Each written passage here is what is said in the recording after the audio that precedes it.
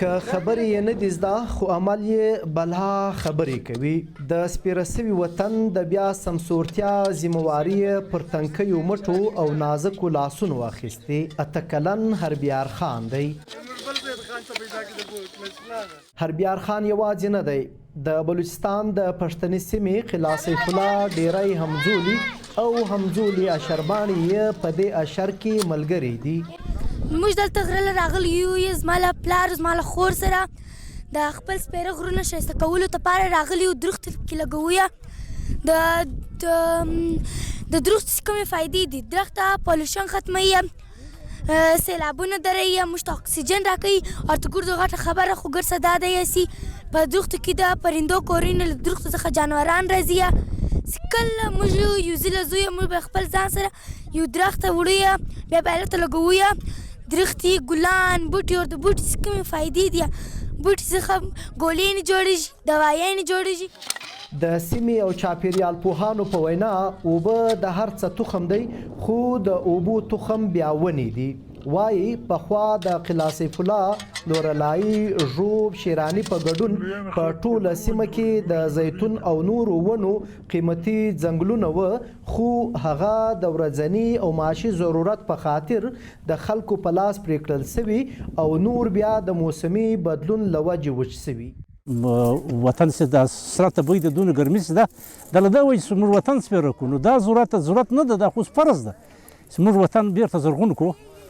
دا لازمي ده چې 25% مځکه چې ده وطن شي دا به ځنګل وي. موږ 1% هم نشته، اوس یې هم وایي خلک.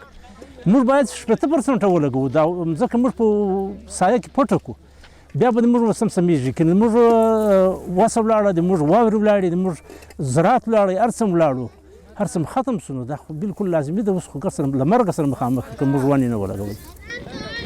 اشر د پښتنو او سیمې د اوسیدونکو له لرغونو دودونو څخه یو دی چې خلک پکې په ګډه بیلابیل کارونه پرته له کوم اجرت اخیستلو کوي.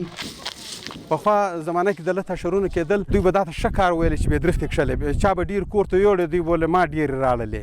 لیکن نن شعور تر دې ځایه پورې راغلی دی چې موږ وایو چې موږ په کار دی چې د درختو خیال وساتو. د بلوچستان د پښتني سیمې ژوب ځینې ځوانانو او پیغلو په ګډه له کال 2021 څخه د اشر په نامه تحریک شروع کړی. 8 کارونه موږ په مخه اخیستي دي. په هغې کې د ونې لګول تر ګردو مهم دی. هر کال موږ راځو دلته ونې لګوو او د سته ونو شاخ تراشي او د اوبو بندوبست کوو. نن موږ بیا دا کار کړی دی. ورسره د ښکار بندولو او د ونو د وهلو خلاف خپل مهم ورکولو هم دا معنا ده. نو نن د ونو د لګولو سره سره د مرغانو د آزادولو او خپل د کلتوري جامې ته وده ورکولو پیغام هم لرو. د ماشوم اشرباني هربیار خان پلار وایي چې که پلرونو پخوا و خپلو اولادونو ته د ونې او ځنګله ارزښت ښوولی وای، ښایي وطن به داسې سپېره نه وای.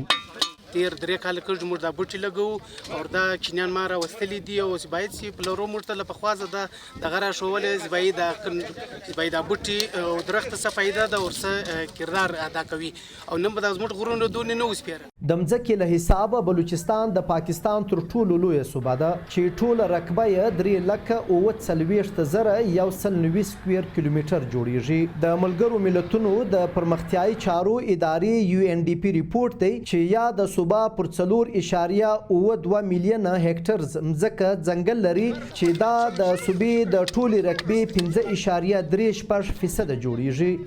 حفیظ الله استوري شیراني، VOA ډیوا، قلعه سیف الله.